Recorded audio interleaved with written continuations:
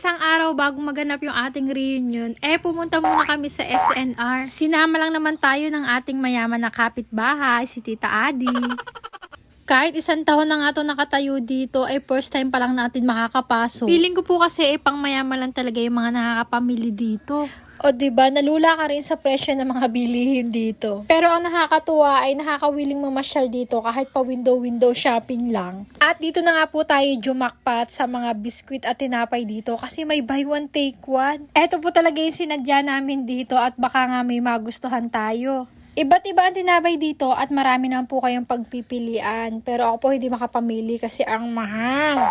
Pero nung natikman po natin, masasabi ko po talagang sulit at quality naman. Nalula din po ako sa laki dito ng ice cream, pati yung presyo niya. Marami nga rin po ako nakita ditong kakaiba sa aking mga mata, kagaya po nito, vegetable salad. Bukod nga po sa buy one take one na tinapay, hindi ko sure at talaga kung anong bibili namin ni Ate Adi kasi palakad-lakad lang po talaga kami. Pag may nakita kami isang product, dadamputin agad namin at titingnan agad namin yung price. Pag mahal, ibababa. Tapos lalakad uli.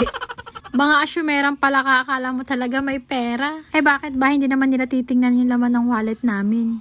Magtitingin-tingin nga pala daw po si Tita Adi nang pwede namin dalhin para sa magaganap na reunion. Ay, hindi mo nila uwi. Ano laki naman masyado. Ganda ng bote.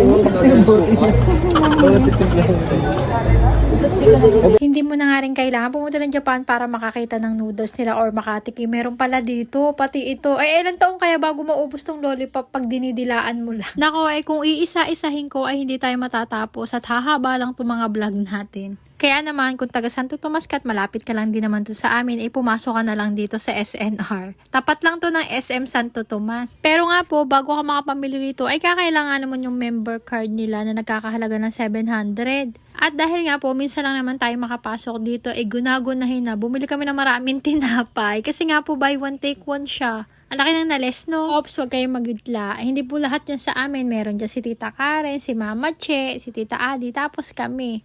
Hindi ko nga po pala naikwento sa inyo, nagkulay sila ng buhok, kaya napansin nyo si Kuya Kuyan kulay red. Tapos ito, dark green yan. Ewan ko ba, bakit naging kulay green?